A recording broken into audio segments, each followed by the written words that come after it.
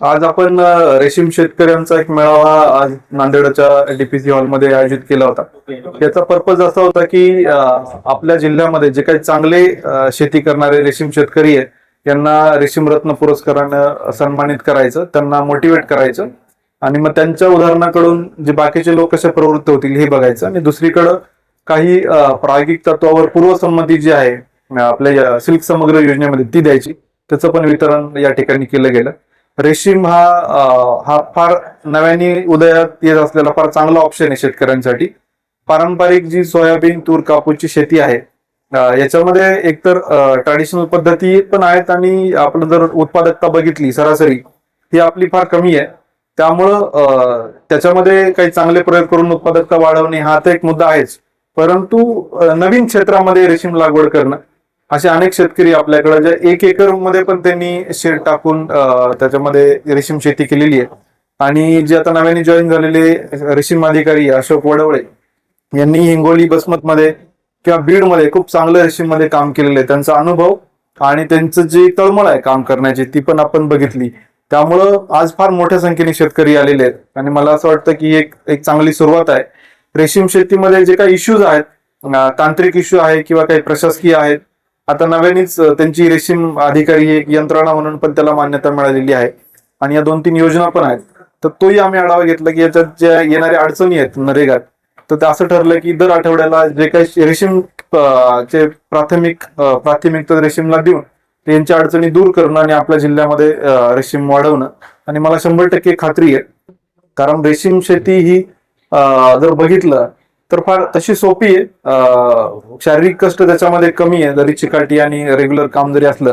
आणि त्याला जर जो रेशीमचा तुतीचा पाला आहे हा हायली न्यूट्रिशियस आहे, त्याला जोडून मग छोटं मोठं कोंबडी पालन आहे, शेळी पालन ते करू शकतात.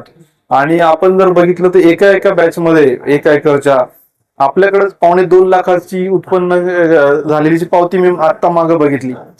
अशा अनेक पावत्या आम्ही बघितल्या आणि आम्ही जाणीवपूर्वक त्या पावत्याचे फोटो टाकतो ग्रुपवर, जेणेकरून लोकांना कळेल की बाबा एका सीझन म्हणजे एका बॅच हा महिन्याचा असतो, जे वर्षभर आपल्याला उत्पन्न मिळत नाही आणि ज्याच्यामध्ये जंगली जनावरांचा त्रास असेल, अतिवृष्टी आहे, या अडचणींना सामना करून इतर पिकांना आपल्याला अडचणी येतात.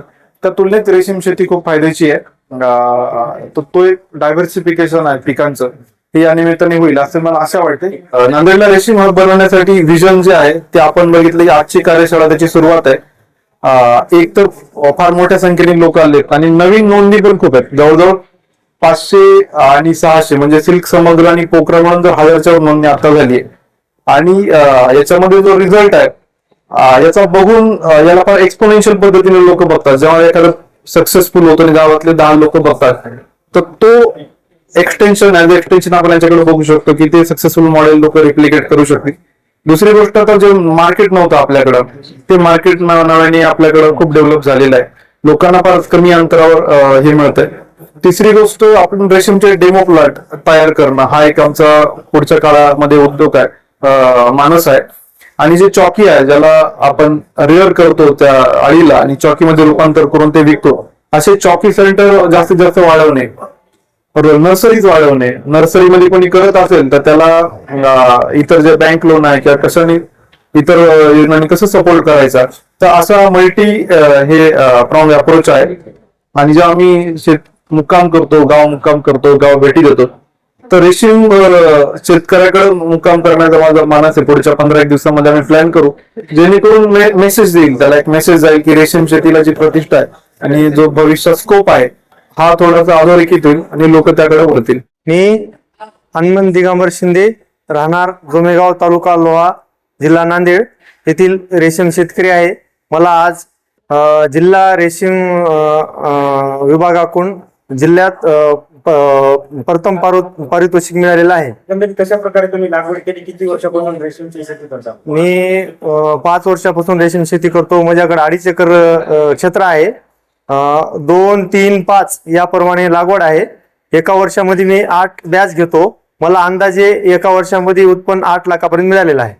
या अशा कुठे निगा राखली जाते? निगा छोटे किडे असतात, त्याच्यात 2 प्रकारची त्याची ही असते, काय म्हणतात, 2दा त्याचे मोल्ड बसतात, त्याचं पूर्ण संगोपन करावं लागते. त्याला पाला टाकावं लागते, त्याच्या स्टेप असतात, 3-4 स्टेप असतात. एकरी खर्च किती येतो? खर्च इतर पिकाच्या तुलनेत कमी येतो, याला कमी येतो. मनुष्यबळ काय लागते काय नाही? मनुष्यबळ याला थोडक्यात मनुष्यबळाबद्दल सांगायचं झालं तर याला शक्यतो घरचा व्यक्ती, घरचा करणारा व्यक्ती असला तर हे रेशीम शेती अतिउत्तम होते. बरं, बाजारपेठ कुठे आहे रेशीम शेतीला? तर महाराष्ट्रात टॉपचं बाजारपेठ बीड.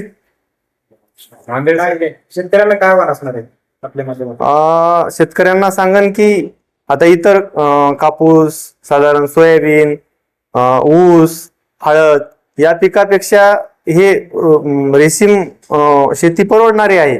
इतर पिकापेक्षा खर्च कमी आहे. आता सर्वांनी सांगितल्याप्रमाणे त्यांना जंगली जनावरांचं भीती कमी आहे. याच्यावर जिल्हाधिकारी वगैरे आपल्या शेतीच्या बांधावर आले काय? हो, आले होते साहेब, आले होते. डुकराचा त्रास नाही, वानराचा त्रास नाही. आता माझ्याकडे 15 एकर क्षेत्र आहे. 15 एकर पैकी जेवढं माझ्याकडे मीडियम क्षेत्र आहे 2.5 एकर, त्याच्यात माझी तुती आहे. आणि ते माझं जे उरलेलं क्षेत्र आहे 16 एकर, 2.5 एकर गेलं तर 16 एकर, मग 2.5 एकर गेलं की 12.5 एकर क्षेत्र आहे. त्याच्या तुलनेत मला या क्षेत्रात पैसे जास्त होतात. लागवड केल्यानंतर किती कालावधी लागतो? लागवड केल्याच्या नंतर एक 6 महिन्याच्या नंतर पहिला क्रॉप येते. पण एक यामधल्या अडचणी काय आहेत, नेमक्या काय अडचणी येतात, संकट काय आहेत? याच्यासाठी संकट म्हणलं तर आता एक उजी माशीचा अटॅक असतो क्षेत्र वाढल्याच्या नंतर. त्याच्यानंतर आजूबाजूला इतर जे फवारण्या होतात, फळबागेला फवारणी, आता पेरणीतलं तणनाशक, त्याच्यानंतर जे सोयाबीन शेंगामध्ये जे फवारण्या असतात कोराझन सारख्या, हे याच्यासाठी, अळीसाठी, कीटकासाठी घातक आहे. आज माननीय जिल्हाधिकारी महोदय यांच्या संकल्पनेतून जिल्ह्यातील प्रगतशील रेशीम शेतकरी जे 1 लाखाच्या वर उत्पन्न काढतात किंवा जिल्ह्यामध्ये, तालुक्यामध्ये अति प्रतिकूल परिस्थितीमध्ये सुद्धा चांगल्या पद्धतीने उत्पन्न काढतात, अशा शेतकऱ्यांचा पुरस्कार सोहळा इथे संपन्न झालेला आहे. याचा उद्देश एवढाच आहे की इतर शेतकऱ्यांनी प्रेरणा घेऊन सध्याला जी मागच्या वर्षी जे आपण पाहतोय जवळपास 80च्या वर मंडळामध्ये अतिवृष्टी झाली होती, अशी जरी परिस्थिती आली तर आपल्या इतर शेतकऱ्यांनी त्याच्यातून प्रेरणा घेऊन पाऊस कमी हो किंवा जास्त हो, त्यांचं स्वतःचं नुकसान होऊ नये आणि उत्पन्न सारखंच राहिलं पाहिजे म्हणून इतर शेतकरी प्रेरणा घ्यावी आणि रेशीम शेती करावी म्हणून हा कार्यक्रम आयोजित केला होता. किती शेतकऱ्यांचा आपण उत्कृष्ट शेतकरी म्हणून पुरस्कार? यावर्षी आपण जिल्हा स्तरावर 4 आणि 8 तालुक्यामधून 3 अशा पद्धतीने आपण एक 30 शेतकरी आणि त्याच्यामधून उत्कृष्ट रोजगार सेवक आणि चॉकी सेंटर यांचा आपण सत्कार आयोजित केला होता. माननीय जिल्हाधिकारी महोदय यांच्या संकल्पनेनुसार दरवर्षी आपण उत्कृष्ट शेतकरी असा निवडण्याचा संकल्प आपण केलेला आहे. आता असं आहे की याच्यातून एक स्पर्धा शेतकऱ्यांमध्ये तयार होऊन उत्पन्न जास्तीत जास्त वाढलं पाहिजे. पहिला जो शेतकरी जिल्हा स्तरावर आलाय हनुमंतराव शिंदे, याचं एका वर्षामध्ये 7,60,000 रुपयाचं उत्पन्न आहे. असा पुढच्या वर्षी 8,10,000 आलं, 8,10,000 जर आलं तर अशा पद्धतीने आपण दिवसेंदिवस शेतकरी वाढतील अशी मला अपेक्षा आहे. रेशीम आव्हान काय असणार?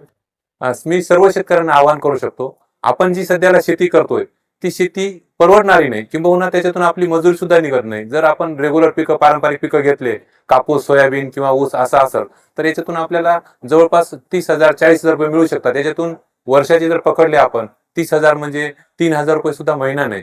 त्याच्यामुळे आपण जर रेशीम शेती केली तर किंबहुना कमीत कमी आपण 1 लाख रुपये प्रतिवर्षी एवढं उत्पन्न तर येणार, याची मी 100% हमी देतो. तर जिल्हाधिकारी आणि त्यानुसार आता महारेशीम अभियान आमचं नुकतेच संपलं आहे. महारेशीम अभियानामध्ये आम्ही जवळपास 500 एकरची नोंदणी केली आहे आणि पोखरामधून 1,000 एकरची नोंदणी झाली आहे. ही नोंदणी रेशीम नोंदणीसाठी, रेशीम लागवडीसाठी झाली. हे कन्वर्ट जर लागवडीमध्ये झालं तर जवळपास याच वर्षी 500 ते 700 एकर लागवड होईल.